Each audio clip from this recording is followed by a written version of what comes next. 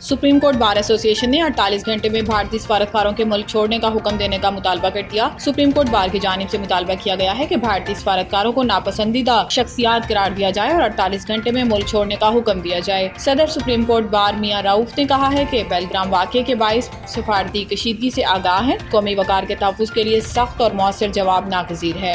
इन्होंने कहा कि पाकिस्तान हर भारतीय इल्ज़ामात मुज़हिका खेज़ झूठ का पलंदा और बेबुनियाद है। पहलगाम वाक़या मकबूजा कश्मीर में भारतीय बर्बरियत छुपाने की नाकाम कोशिश है। भारतीय फौज की सरपरस्ती में मकबूजा कश्मीर में बुनियादी हकूक़ पामाल किए जा रहे हैं और भारत मकबूजा कश्मीर में जंगी जुराइम से तवज्जो हटाना चाहता है।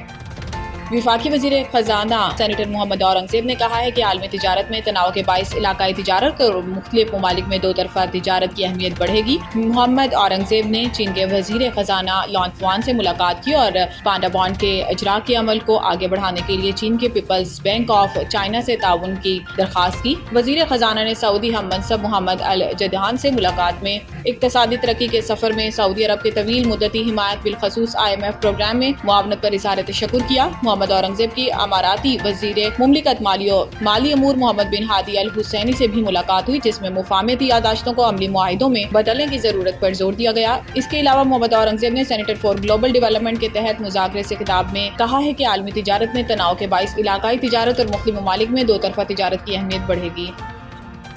मुल्क के 23 सरकारी इदारों स्टेट ऑन इंटरप्राइजेस ने गुज़िश्ता 10 साल के दौरान कौमी खजाने का 55 खरब रुपए का नुकसान किया है और इसमें अगर सिर्फ कौमी एयरलाइन PIA की बात की जाए तो इसे 700 अरब रुपए का नुकसान हुआ। ये एक ऐसा इंकशाफ है जिसने एहतसाब और निजकारी की ज़रूरत को एक मरतबा फिर उजागर किया।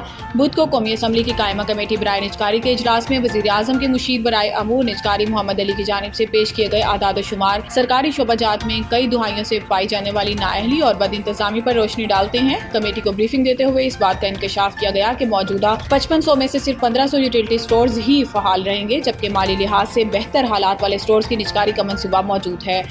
फारूक सत्तार का कहना था कि मुलाजमतों का तहफ़्फ़ुज़ रियासत की जिम्मेदारी है। इन्होंने खबरदार किया कि इन इक़दामात की वजह से मुलाजमीन का मुस्तक़बिल नज़रअंदाज नहीं होना चाहिए।